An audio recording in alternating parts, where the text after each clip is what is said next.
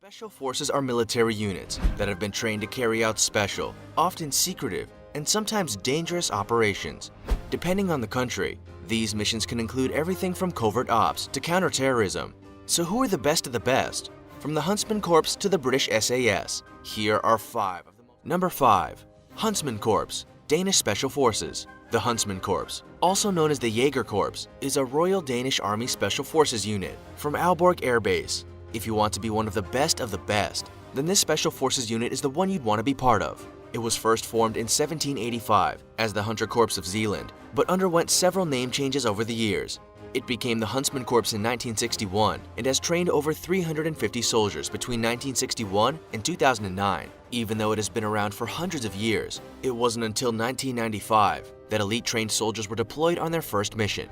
It was time to put their training and hard work to the test. A 6-man team, Task Force K-Bar, was sent on a counter-sniper reconnaissance mission to Sarajevo in Bosnia.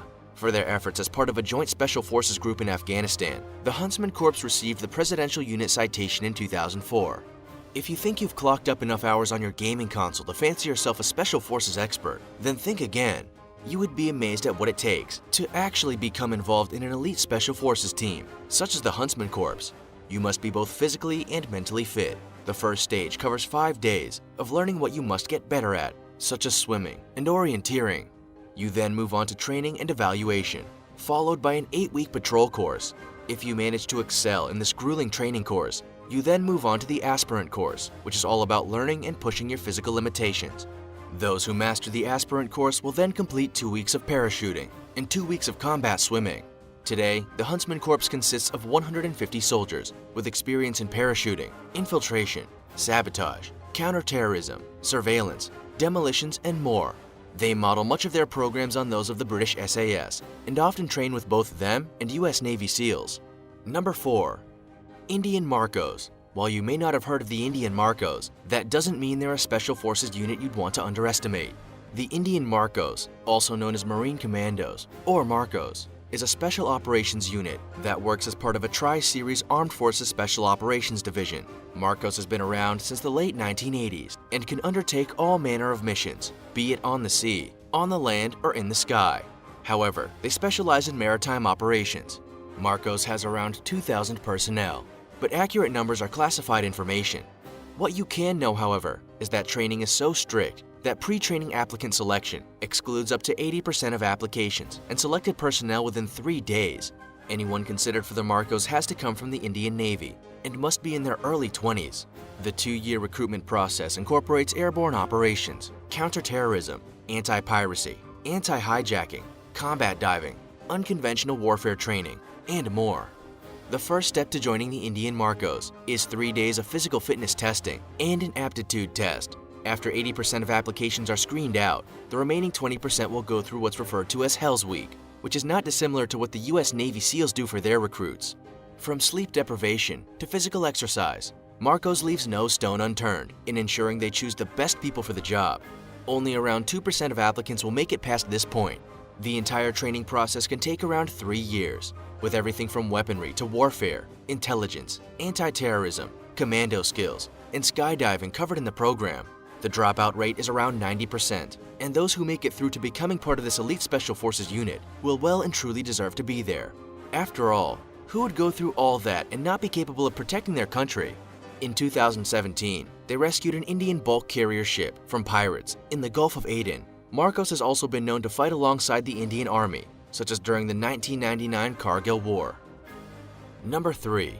J.W. Grom.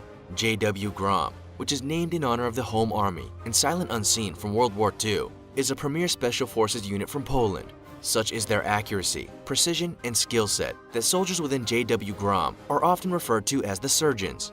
They boast surgical abilities, extensive medical training, and are even modeled on NATO Tier 1 units such as Delta Force from the United States. It won't take you long to realize why J.W. Grom appears on the list of the 5 most elite Special Forces in the world. They are a group of highly trained soldiers who are ready for almost anything. They were established in 1990 and have been deployed in anti-terrorist operations, unconventional warfare, special services, and enemy line force. In 2002, a 40-man team from J.W. Grom was deployed for Afghanistan for the 2003 invasion of Iraq. While they were integral to this operation, they weren't on their own. J.W. Grom formed part of the Naval Special Operations Task Group, which included U.S. Navy SEALs, U.S. PSYOPs, Civil Affairs teams, and the British Royal Marines. During this operation, Grom was tasked with assaulting the KAOT oil terminals. During this operation, there were no casualties, and explosives that were found were taken care of by Grom. A Grom sniper has also been involved in a close target reconnaissance operation with Det-1, while U.S. Navy SEAL Chris Kyle was assigned to J.W. Grom for 1 week in Baghdad as well. The training process to join this elite Special Forces unit is rigorous, and those soldiers who go through it do so with the best groups in the world. Psychological, physical, and durability tests all make up part of the initial testing stage to filter out those who don't make the cut. Those who do can move on to disciplines such as sniping, parachuting, anti-terrorism, and other special operations. Around 75% of those in Grom are trained paramedics or medics, and all soldiers also trained to capture and kill. Number 2. British SAS. It's of no wonder to anyone why the British Special Air Service appears on the list of the most elite forces in the world. Most of the Special Forces units around the world base their military model on that of the SAS, and even the US Delta Force unit founder spent time with the unit. The British SAS was founded in 1941 and became a corps in 1950. Their primary focus is on reconnaissance, counterterrorism, hostage rescues, and direct action. Due to the sensitivity of what they do, this Special Forces unit is highly classified. There is limited information on what they actually do. What we can tell you, however, is that the SAS is made up of a regular and 2 reserve units with around 400 to 600 soldiers. There are 4 squadrons with 65 men in each, a major, and 4 troops commanded by captains. Each troop has typically around 16 men, with these separated into patrols of 4 men. In each patrol, each of the 4 men has a specialized skill. They might be a medic, in charge of demolition, or something else equally as important and essential for special operations. The British SAS never recruit from the general public, and the training program is intense. The only way to get into this Special Forces unit is by applying from the UK Armed Forces.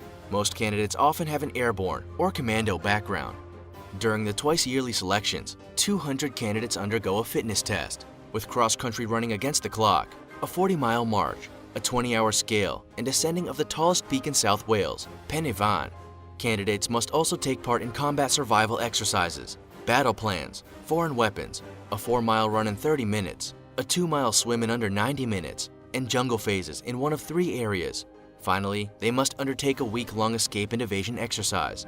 During this exercise, the candidates form patrols and spend the next 36 hours in grueling conditions. Out of the 200 candidates who start, only around 20% will manage to scale and descend Pen y Fan in the required time frame.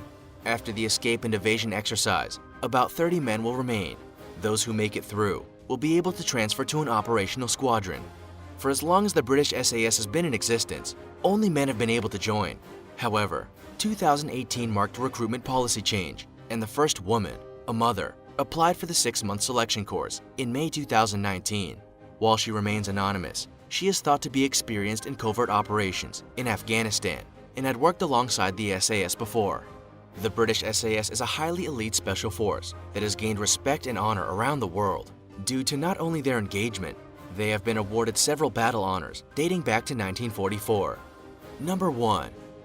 Navy SEALs. At number 1 is the United States Navy Sea, Air, and Land SEAL teams. The Navy SEALs is the United States Navy's primary special operations force and part of the Naval Special Warfare Command. John F. Kennedy created the SEALs in 1962, and they are often noted as being the cream of the crop. The SEALs carry out special operations in all manner of terrains, including the water, jungles, Arctic, mountains, deserts, and your everyday urban environment. There is almost nothing this elite special force can't do. What's more, such as their experience and elite skill set, that the CIA recruit their operators from the SEALs. Some of their more unique tasks even include eliminating high-level targets, gathering intelligence, and forming joint operations. Since the 1960s, they have been involved in the Korean War, Grenada, the Iran-Iraq War, the Persian Gulf War, Panama, the war in Afghanistan, and Operation Enduring Freedom in the Philippines and Horn of Africa. Those who think their gaming skills put them in good stead for the Navy SEALs will be terribly mistaken.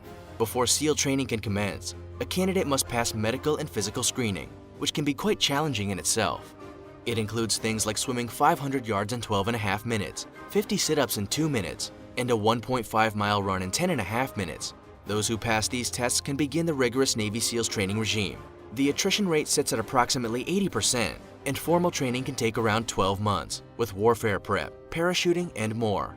While the SEAL Special Forces team was a male-only unit, that changed in 2015. It was decided that if a woman could pass the grueling basic training, they should be allowed to serve. However, in 2017, a woman who tried to become the first female Navy SEAL quit within 1 week of initial training. That goes to show just how grueling becoming part of an elite special forces can be. Do you think you have what it takes to get into any of the world's best special forces? Do you know anyone who has passed the training or has given it a go? Also, check out our other cool stuff showing up on the screen now. See you next time!